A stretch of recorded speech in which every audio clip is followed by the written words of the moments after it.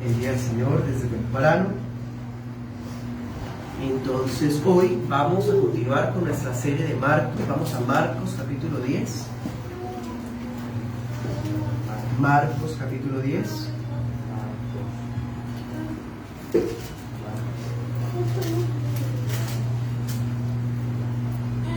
Estaré usando la Reina Valera 60 y la Biblia de las Américas para efectos de esta predicación.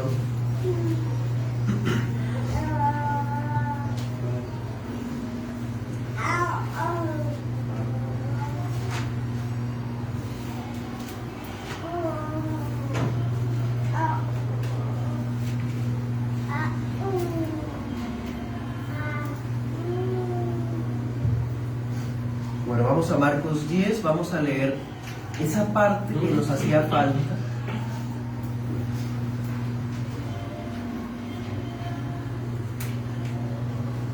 Versículo 22, 10-22 dice: pero él, afligido por esa palabra, el joven rico, se fue triste porque tenía muchas posesiones. Entonces Jesús, mirando alrededor, dijo a sus discípulos: cuán difícilmente entrará en el reino de Dios los que tienen riquezas. Más fácil es pasar un camello por el ojo de una aguja que entrar un rico en el reino de Dios. Ellos se asombraban aún más, diciendo entre sí: ¿quién pues podrá ser salvo? Entonces Jesús, mirándolos, dijo: para los hombres es imposible, mas para Dios no, porque todas las cosas son posibles para Dios. Y entonces Pedro comenzó a decirle: aquí nosotros lo hemos dejado todo y te hemos seguido. Respondió Jesús y dijo: de cierto les digo que no hay ninguno que haya dejado todo, no hay ninguno que haya dejado casa, o hermanos, o hermanas, o padre, o madre, o mujer, o hijos, o tierras, por causa de mí y el Evangelio, que no reciba 100 veces más ahora, en este tiempo, casas, hermanos, hermanas, madres, hijos y tierras, con persecuciones, y en el siglo venidero la vida eterna. Pero muchos primeros serán postreros, y los postreros primeros. Amén. Oremos. Señor, ahora que nos ponemos frente a tu palabra, te rogamos que ella saque a la luz las intenciones de nuestro corazón. Te rogamos que por medio de ella nos traigas, Padre, la obra hermosa que solo tu Espíritu Santo puede hacer. Te pedimos que nosotros seamos parte de estos postreros que serán primeros. Que nuestra esperanza esté colocada en ti y no en las riquezas de esta vida. Y que podamos seguirte con la confianza plena en Jesús y no en nuestros propios esfuerzos. En Cristo Jesús. Amén. Hace 15 días mirábamos esta enseñanza que iba desde el 17 hasta el 31, pero hubo tanta información, tantas riquezas, que no alcanzamos a cubrir toda la sección. Entonces solamente dimos el primer punto. La predicación se había titulado El Rey y las Riquezas, y era nuestra predicación 60 de la serie de Marcos. El subtítulo era El llamado a abandonarlo todo, y el primer punto vimos un amor que confronta a los primeros. Vimos a un rico que llegó todo solemne, con una presentación muy formal, se inclinó ante Cristo, hincó su rodilla y le dice: maestro bueno, ¿qué cosa haré para heredar vida eterna? Y Cristo le dice: los mandamientos conoces, honra a tus padres, no defraudes, ¿cierto? Y el muchacho dice: yo desde joven guardo todo eso. Y Cristo lo mira, lo ama y le dice: ve, te falta una cosa. Vende todo lo que tienes, toma tu cruz y sígueme. Cuando el muchacho escucha eso, le da tristeza, porque no era lo que venía a escuchar. Era rico, venderlo todo era algo que no estaba dispuesto a hacer. Da media vuelta y se va. Y esa fue la parte que expusimos la semana pasada, la enseñanza, igual que la serie de Marcos, está en nuestro canal de YouTube de la Iglesia Bautista Reformada de Girón. Hoy vamos a mirar el segundo punto, un amor que salva a los últimos. Un amor que salva a los últimos. Ese es el segundo punto y vamos a mirar desde el 26 hasta el 31. Va a ser nuestro enfoque. Bueno, comencemos entonces por el versículo 26.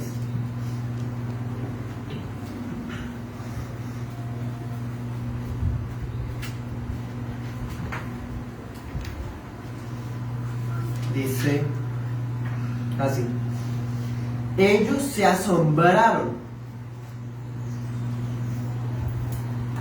aún más, diciendo entre sí, ¿quién podrá salvarse? Mirándonos, Jesús dijo. Marcos, como ya sabemos, es un evangelio muy pintoresco, pero hasta ahora hemos notado algo muy particular. Aquí volvemos a verlo, a la mirada de Jesús otra vez. Cristo los mira.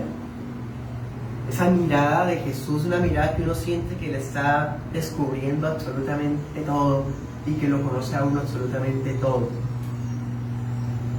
Cristo dice lo que dice, ellos quedan estupefactos y Jesús voltea a mirar. Él quería provocar esa reacción. Quería ver cómo habían reaccionado, cómo recibirían esa declaración que acaba de dar. Cristo mira alrededor como alguien que quiere pescar la reacción de los 12. Ya vimos la reacción de un fulano. El fulano da media vuelta y se va porque escucha algo muy difícil.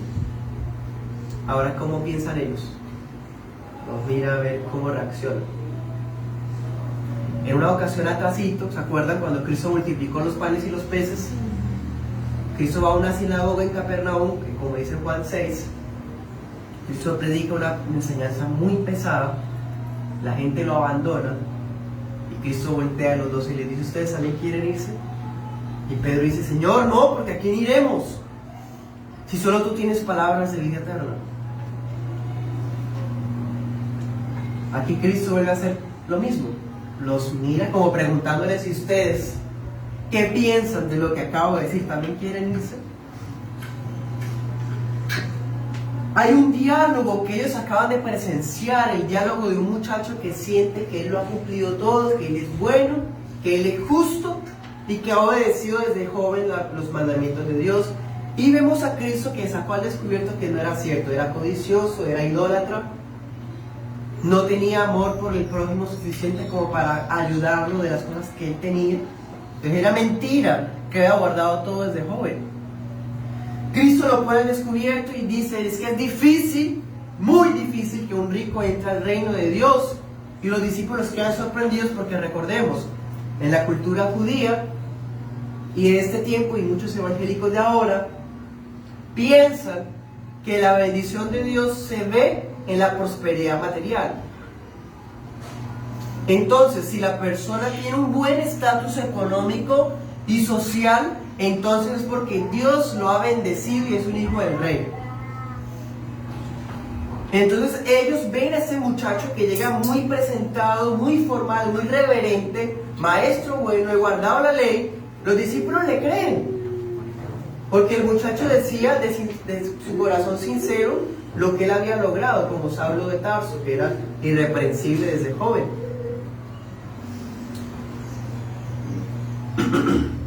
Pero Cristo le está mostrando que no era así.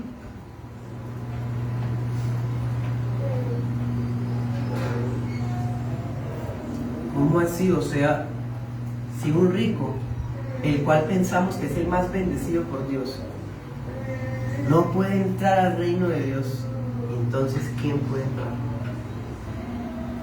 Si los pobres son vistos como maldecidos por Dios, como desfavorados, y los que están favorecidos por Dios supuestamente no pueden entrar, entonces ¿qué hay de todos? Nada, no hay esperanza. ¿Qué dice Cristo? Sí, no hay esperanza. Cristo dice, veamos, versículo 25. Más fácil es pasar un camello por el ojo de una aguja. Y el 26 se asombran. Entonces, ¿quién? 27. Para los hombres es imposible. ¿Es imposible qué? Ser salvos. Esto tumba la religión de obras. La religión que dice que si usted guarda el sábado, que si come cierta dieta, que si se abstiene de tales cosas será salvo. No, porque para los hombres es imposible, Señor. Entonces, ¿quién puede ser salvo? Cristo dice, nadie. Nadie puede ser salvo. Nadie, ningún humano puede decir que se ganó el cielo, ni que ha hecho algo para obtenerlo. Pero Cristo dice, más para Dios no es imposible, porque la salvación es de el Señor. Y punto. Por lo tanto, si el hombre puede ser salvo es porque Dios toma la iniciativa de buscarlo y acercarlo a Él. No porque el ser humano toma la iniciativa de buscar a Dios. Porque todas las cosas son posibles para Dios, pero para el hombre no. Lo que es imposible para el hombre, que es salvarse, es posible para Dios, que es salvarlo. Bueno, los ricos son como un camello que no puede pasar por el ojo de una aguja. Hay una historia por ahí que dice que el ojo de la aguja, no sé si usted la haya escuchado, era una puerta, y que entonces la persona, el comerciante, iba en el camello, tenía que bajarse y tenía que el camello agacharse lo más posible para poder entrar por esa puerta y no tuviera un exceso de mercancía. Bueno, ese relato no tiene sustento histórico, no tiene sustento de ningún tipo de tradición cristiana fiable. No creemos esa historia creemos más bien que lo que hace es rebajar el nivel, el estándar que Cristo está poniendo acá. El término griego para aguja que usa Marcos es el de las agujas de coser. Entonces no está hablando de agujas de otra cosa. Bueno, es como usted y yo estamos escuchando, porque es que, ¿qué sorprende más? ¿Que la aguja sea una puerta o que la aguja sea de verdad el ojo de la aguja? Destaca más la idea que la aguja sea el ojo de la aguja. Pues no está sorprendente que el ojo de la aguja sea una puerta, porque ahí pues uno se agacha, pues entonces si la ropa lo estorba, pues uno pasa entonces desnudo, pero uno pasa. La idea no es esa, la idea es que nadie puede pasar. Es el ojo de una aguja de coser. Bueno, el versículo 23, cuán difícilmente, versículo 24, hijos, cuán difícil es entrar. Miren, en el Evangelio de Marcos, esta es la única vez que Cristo les dice a los discípulos hijos. Eso es un detalle interesante. La única vez que Jesús les dice a ellos hijos es acá, en el libro de Marcos, ¿no? En otros libros, en Juan sobre todo, pero acá en Marcos, acá. Imaginémonos la reacción de Mateo, que era publicano, recaudador de impuestos, una persona con un estatus bueno, que había tenido plata en su mano, y que ahora Cristo dice que los ricos no pueden entrar. ¿Cómo sería la reacción de Mateo?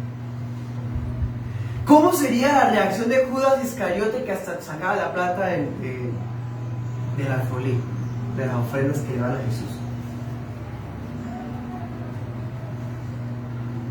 Cristo voltea a mirar esa mirada. ¿Cómo reaccionan? Está mirándolos a todos. Nos llama la atención Mateo y Judas, pero todos están sorprendidos, todos están asombrados. Jesús les habla con claridad, pero también con ternura, porque le dice hijos, hijos. Cuán difícil es entrar en el reino de Dios a los que confían en las riquezas. Y si no les queda claro, pues imagínense en un camello pasando por el ojo de una aguja de coser. Así de posible sería para el hombre entrar al reino de Dios. Es una entrada limitada. Se requiere una perfección total. Si alguien dice obedecer los mandamientos, no va a caber por ese ojo de la aguja, porque se requiere perfección. No va a caber. Por eso pone el ejemplo del camello y la aguja. Más chocante, más fuerte, más enfático. Versículo 26, están espantados. ¿Quién podrá ser salvo? La reacción la podemos entender. Si los ricos eran bendecidos por Dios, y algunas congregaciones piensan eso todavía, y los pobres son desgraciados, desfavorados, entonces ¿quién puede ser salvo? El Señor está mostrando que es imposible ser salvo. Alguien que sea joven, que sea rico, que sea ilustre, no va a pasar por ese ojo de la aguja. Y así como era imposible ser salvo a ese muchacho que se creía bueno, es imposible para los otros también, para los discípulos, y para usted y para mí, entrar en el reino de Dios. Definitivamente nadie puede osar decir que se salvó a sí mismo de su propia decisión o de sus propias obras. Los que creen que pueden salvarse por decisión o por obediencia, su evangelio gira alrededor de sí mismos. En cambio, cuando cambiamos nuestra comprensión y vemos que la salvación es de Dios, iniciativa de Dios, y es un regalo de Dios, ya nuestra vida gira alrededor de Él. De Él. La condición del ser humano natural es tal que ninguno puede salvarse a sí mismo. Ni el ascetismo. ¿Qué es el ascetismo? Abstinencias. No hago esto, no hago lo otro. Nunca he hecho esto, nunca he tomado, nunca he visto, nunca he tocado, me he ido a vivir lejos, he estado viviendo por allá en un convento, por allá en una montaña, por allá. Ningún tipo de ascetismo, pero tampoco ningún tipo de voto de pobreza salva a nadie. Porque recordemos, aquí la intención de Cristo no es decirle a sus discípulos que queden en la miseria.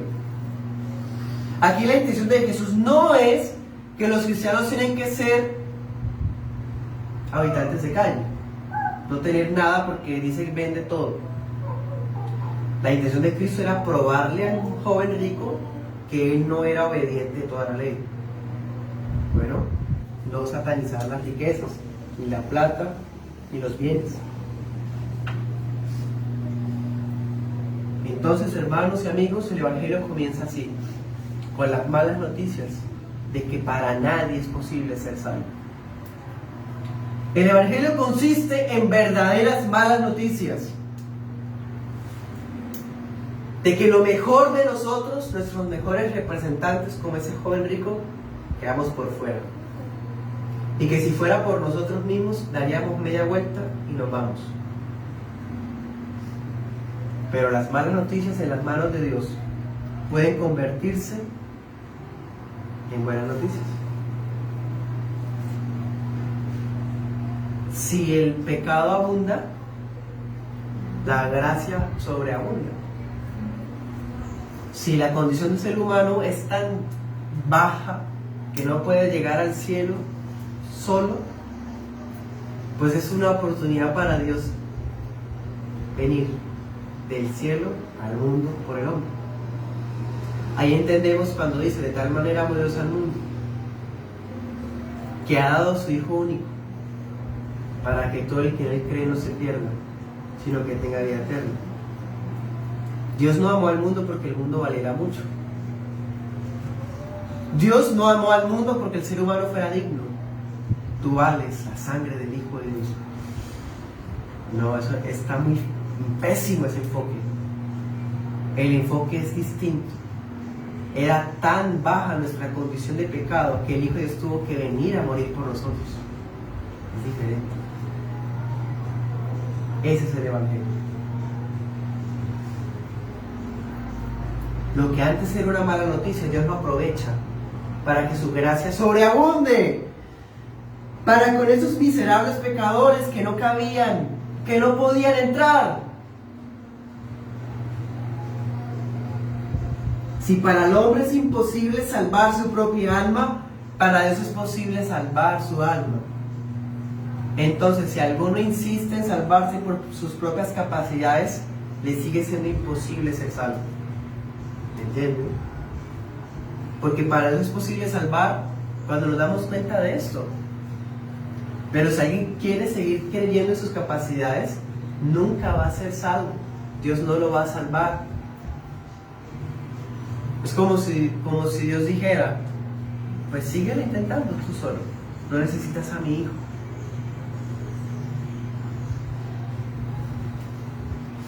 Versículo 28. Comenzó a decirle Pedro. Y aquí nosotros lo hemos dejado todo y te hemos seguido. Señor, el joven rico no te siguió, pero nosotros sí.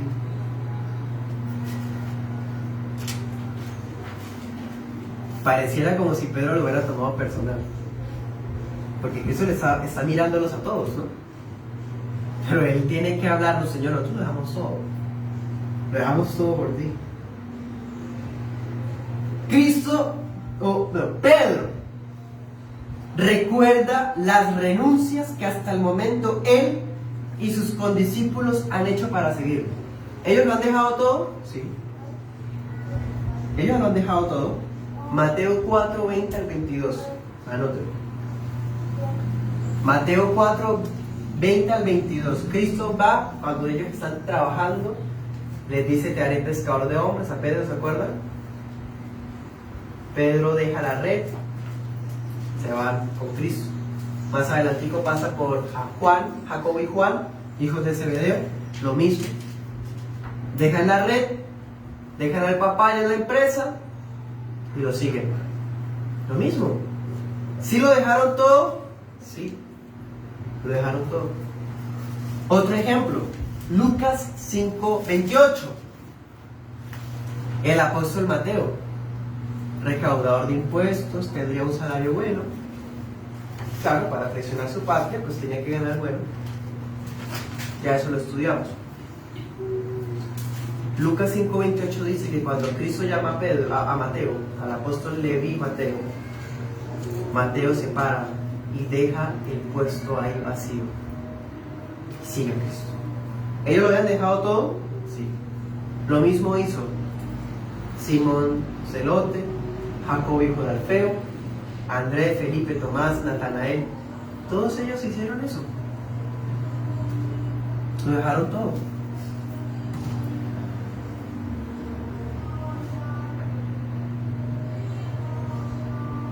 Vamos a Hebreos 11:26. Esa actitud de dejarlo todo es algo que ha caracterizado al pueblo de Dios desde antes, desde el Antiguo Testamento. Vamos a leerlo desde el 24. Dice: por la fe Moisés, cuando era ya grande, rehusó ser llamado hijo de la hija de Faraón, escogiendo antes ser maltratado con el pueblo de Dios que gozar de los placeres temporales del pecado, considerando como mayores riquezas el oprobio de Cristo que los tesoros de Egipto, porque tenía puesta la mirada en la recompensa. El joven rico estaba muy aferrado a los tesoros terrenales. Moisés tenía tesoros terrenales, pero los abandona porque ve, por fe, ya había fe salvadora en su corazón, ve por fe los tesoros celestiales. Los discípulos lo mismo, por fe. Ellos tenían tesoros terrenales, pero ven los tesoros espirituales celestiales y los escogen a estos mejor. Las renuncias es algo que caracteriza al pueblo de Dios siempre. Examinémonos. ¿Qué hemos dejado en el camino? ¿Qué hemos tenido que renunciar y cuál es el precio que hemos pagado desde que estamos siguiendo a Cristo? Creo que es el pastor Washer que dice: si no has dejado nada por Cristo es porque no lo estás siguiendo.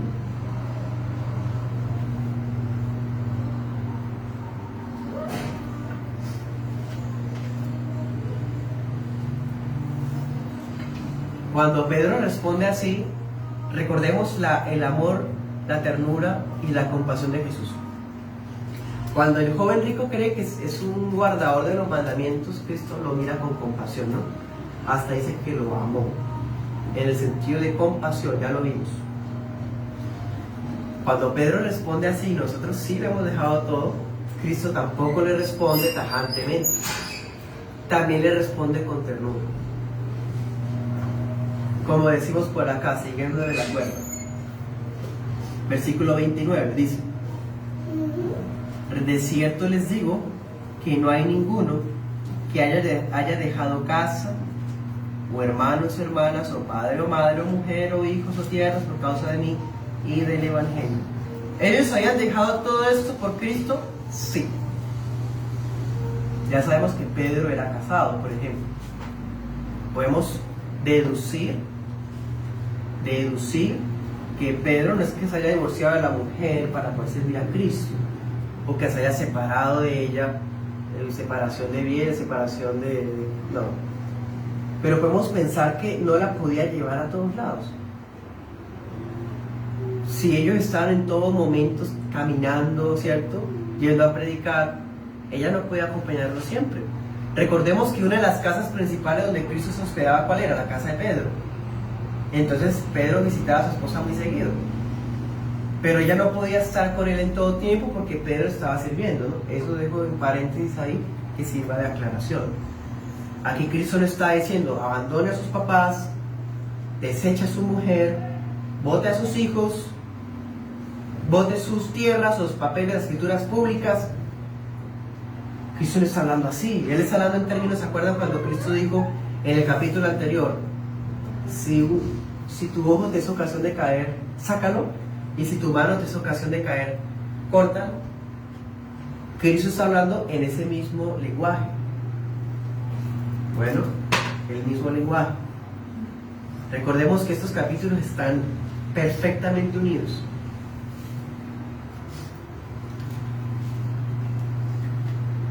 Entonces la respuesta de Cristo muestra algo muy importante. Vamos a Marcos 3:33. Marcos 3:33.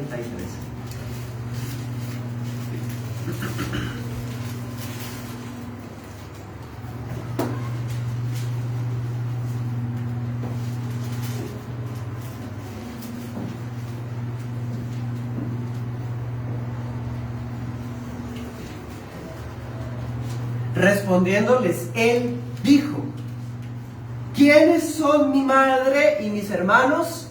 Acuérdense que María había venido con los hijos de ella y hermanos de Jesús a tocar la puerta allá donde Jesús estaba, a llevárselo porque estaban pensando que Jesús estaba loco.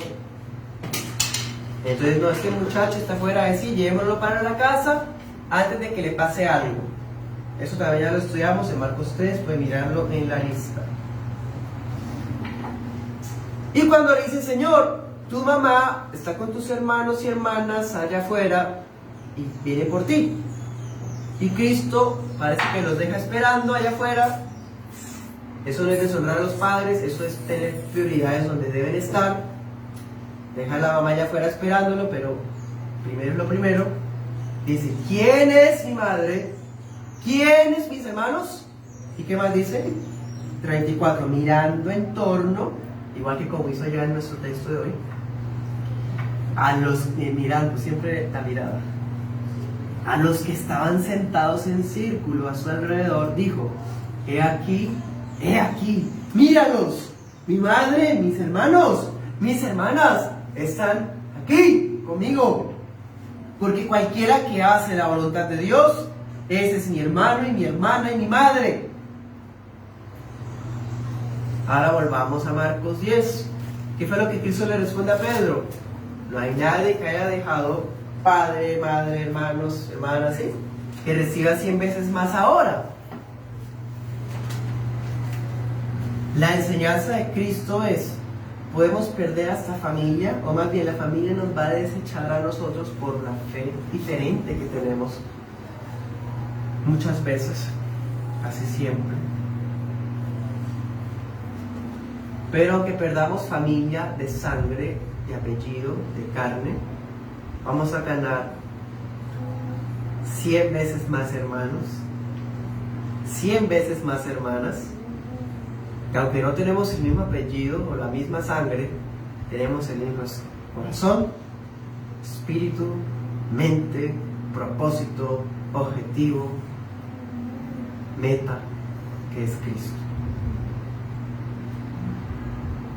Tenemos una familia grande de apellido, la familia Castro sea grande, la familia Quintero sea grande, quizás, pero la familia de la fe es 100 veces, 1000 veces, 10.000 veces más grande que las dos familias de parte de papá o de mamá que uno tenga. Y están en todo lado. Vámonos para Indonesia, vámonos para Noruega, vámonos para Ecuador, vámonos para el sur de Santander, vámonos para el norte de, no sé, de la costa colombiana. Allá hay hermanos, sin parentesco, pero hijos del mismo Padre. Entonces, Pedro, has dejado todo, ya tienes todo. Dejó su familia, ahora tiene una familia grande, más grande. Bueno,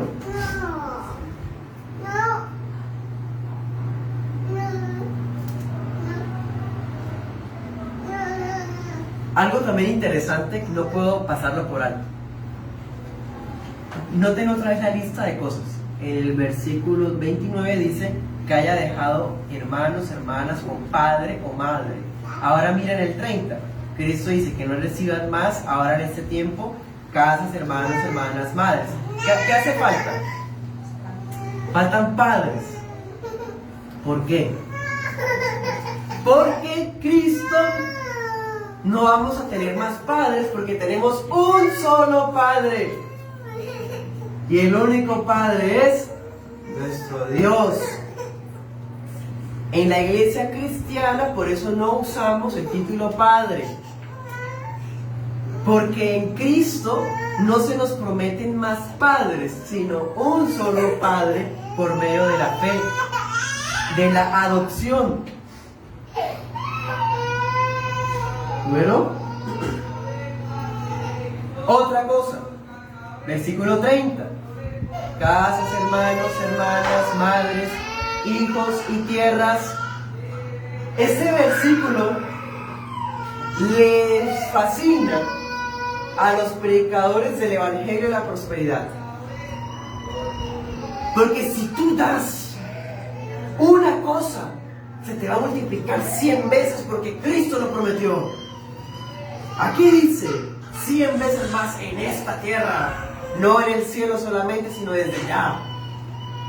Hermanos, pero se les olvida esta parte cuando dice y tierras con persecuciones. A los del Evangelio de la Prosperidad no les gustan las persecuciones. No les gusta el precio del discipulado, el costo del discipulado. 100 veces más tierras, hermanos, hermanas, pero con persecuciones. Hay otra cosa. ¿Qué otra cosa falta cuando dice 100 veces más? Pues vamos a mirar. Comparen 29 con 30.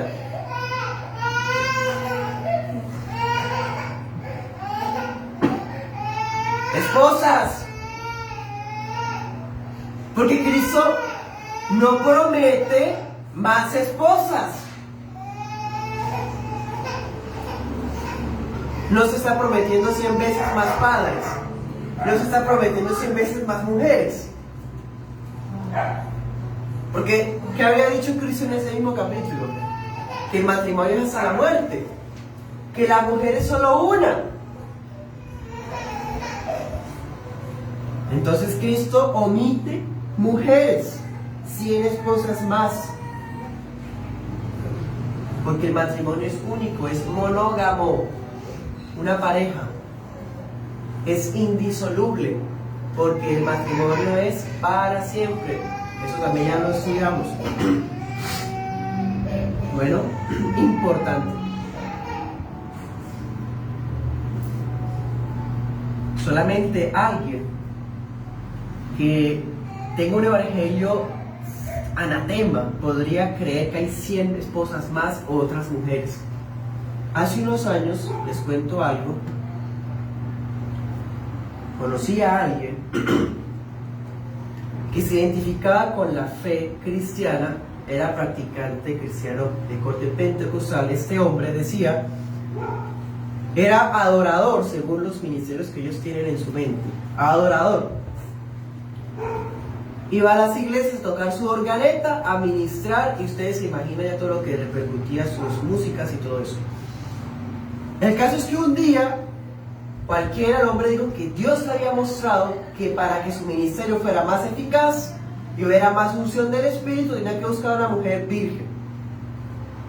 Pero el hombre ya era casado, ya tenía hijas. Pero a él, Dios con D minúscula, el Dios de este siglo, le mostró que tenía que buscar a otra mujer para que hubiera más respaldo de Dios. Bueno, les cuento ese detalle grotesco, esa historia real de alguien que escucha demonios. Solamente un demonio podría hablar de esa forma, no es Dios. Impresionante. Entonces, no se prometen más padres, no se prometen más esposas y se prometen hermanos, hermanas, tierras, pero con persecuciones. Porque la promesa de Cristo acá no es prosperidad, no es éxito, ni tampoco sueños cumplidos. Aquí la promesa de Cristo es aflicciones. Aflicciones. Bueno.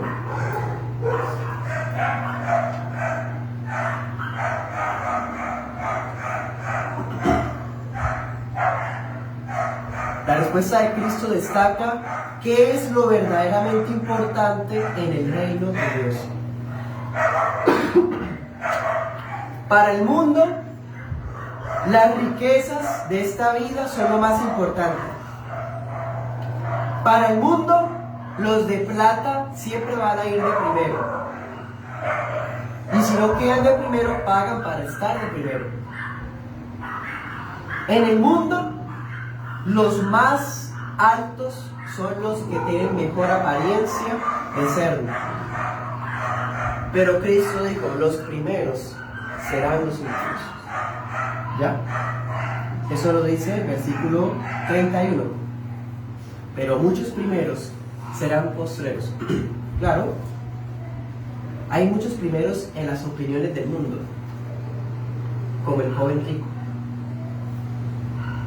Pero son últimos porque no van a entrar en el reino de Dios.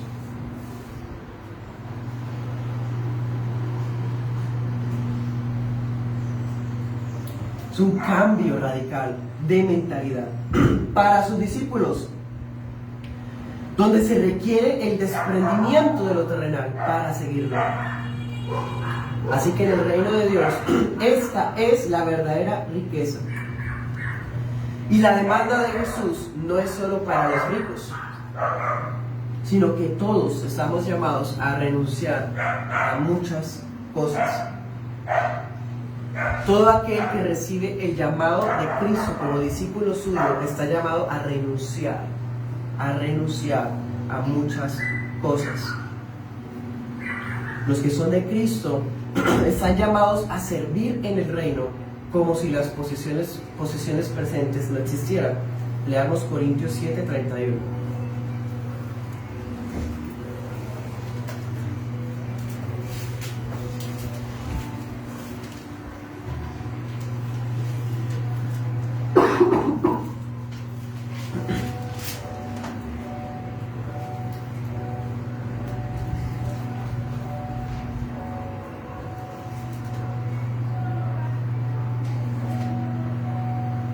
los que compran como si no tuvieran nada, los que aprovechan el mundo como si no lo aprovecharan plenamente, porque la apariencia de este mundo es pasajera. Ya les explico.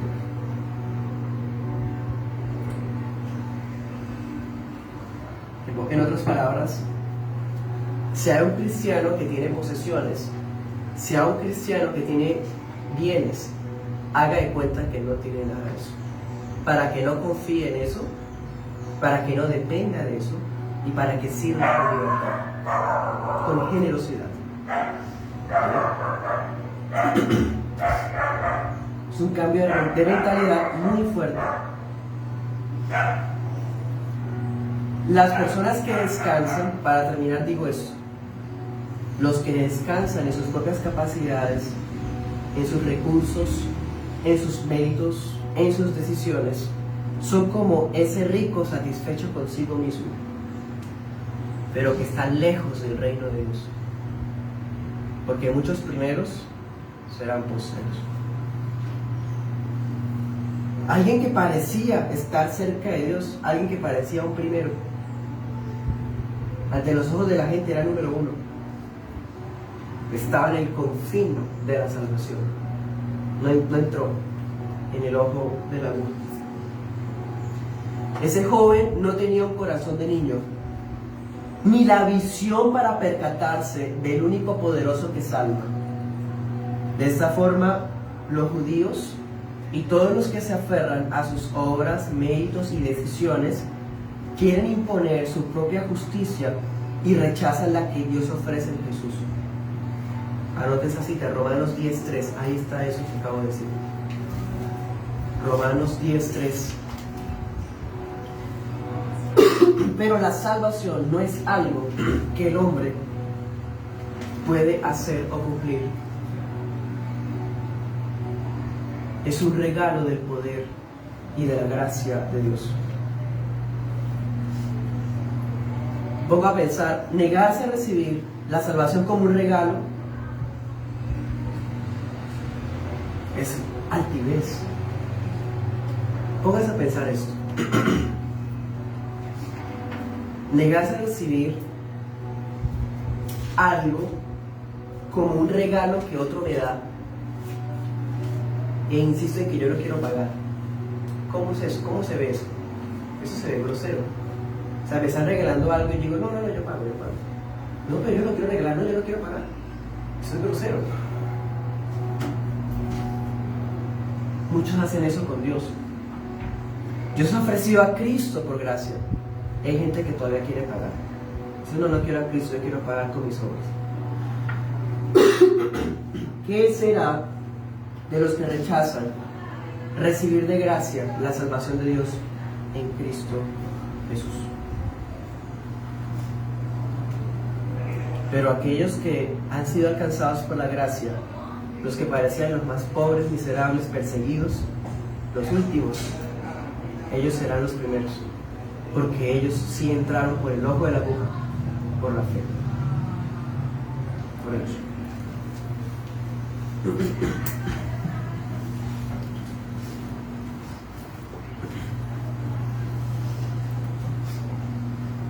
Padre, en esa mañana podemos ver esa aguja.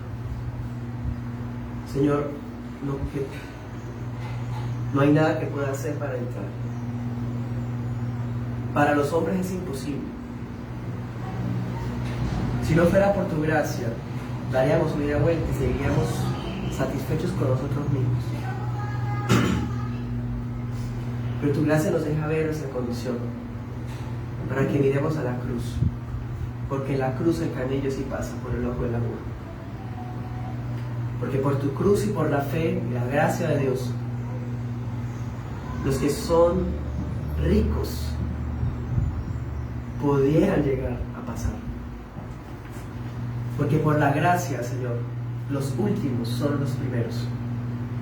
Los menos considerados y tenidos en cuenta en la sociedad, de los que menos esperan, los más despreciables, dignos de ser perseguidos, extraños o raros, ellos son los primeros para ti. Yo quiero ser parte de esos primeros. Y sé que lo soy por la fe. Mi Señor, me doy cuenta que cuando siento que no puedo entrar por ese ojo de la aguja es porque estoy confiando en mí mismo.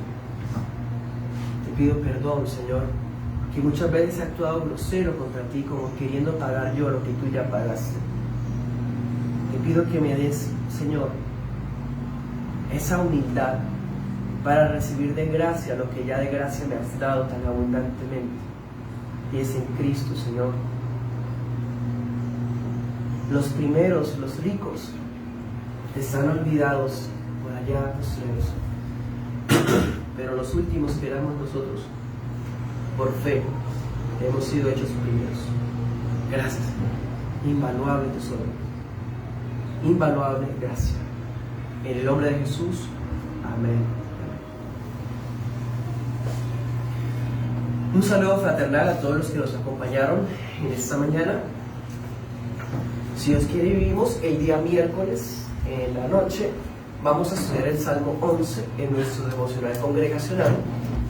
Y el próximo domingo, a esta misma hora, estaremos celebrando nuestra escuela bíblica y nuestro punto de oración.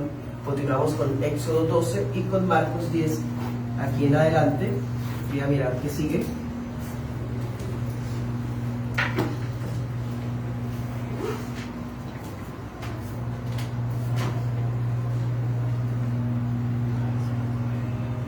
El tercer anuncio de que Cristo va a morir en la cruz. Pero, no siendo más, gracia y paz, el Señor los bendiga.